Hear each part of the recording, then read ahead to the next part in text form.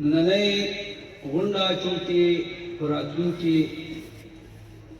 13 फरवरी हयात मोहम्मद खान शिरकाव से बरसीदा एजेंडा के रुस्ते शीला खो सरसराबा योसो खबरी शिदा कमी स्तुंजी बदे मुल्क रवानी दी काबल वजनई कमा सानिहा द पुलिस लाइन ची कमा शवीला जमंगुना زمونږ میندې خویندې چې کومې په هغې کې کونډې شوې زمونږ دا بچي یتیمانان شو زمونږ هغه پلاران د هغې بچي مړه شو زمونږ هغه میندې چې د هغې بچي مړه شو او پتہ نہیں لگی یہ جو نامعلوم ہے وہ ہمیں معلوم ہے نن دا خبره کېږي په دې ملک افسوس په دې خبره باندې چې نن ادارې تر یو بلا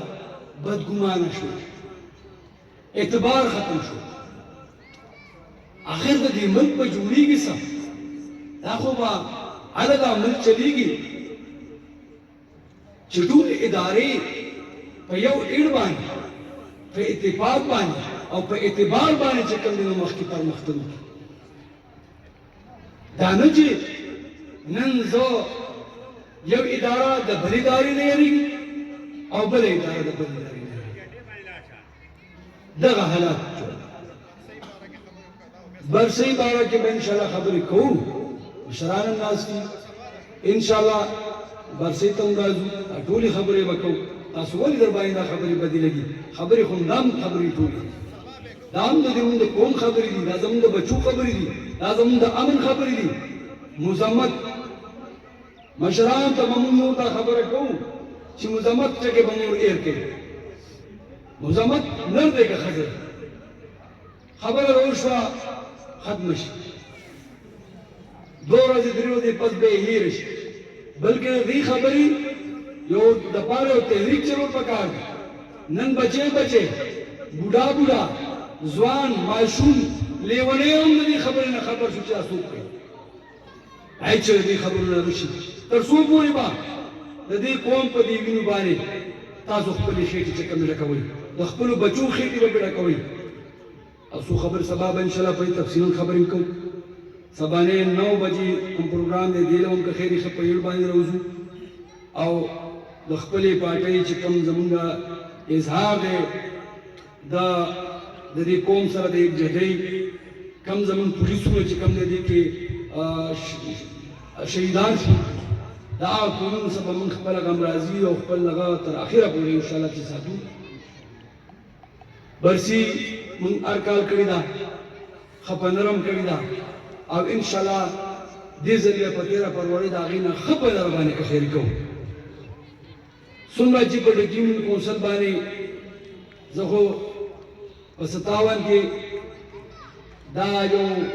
په فخر سره موږ له ډکیمن کونسل ملګري ناست او د منځني ملګري موږ په فخر سره چې کومه دا خبره کوو چې انشاءالله د ټول نه زیات موږ ډبل بلکې تربل ګاډي دې موږ راکړ شو انشاءالله موږ به راکوو که خیر داسې خبره نشته دی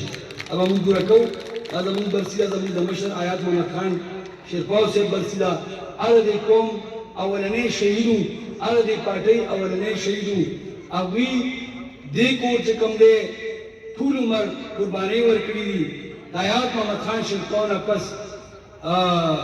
عطاب احمد خان شیرپاو صاحب چې کومې قربانۍ ورکړي او لګیا دي د دوی ماضي بې داغه ده د دوی لمن چې کوم دی نو صفا د هرې خبرې نه زه انشاءالله چې دا خبرې به نه وي په 13 فروری باندې د نن نه به موږ شروع کوو د نن نه به موږ د برسۍ دپاره چې کوم یو کمپاین چلو په کور کې په کوڅه کې په کلي کې په بازار کې په هر ځای کې به انشاءالله موږ دا شروع کوو او موږ به خپل ګاډي چې چا ته میلاو شي سره جنډې سره د مطلب ښه لکه په چت باندې موږ کوشش کوو چې موږ دننه نه چې په چت باندې موږ خلک چې کوم میلاوو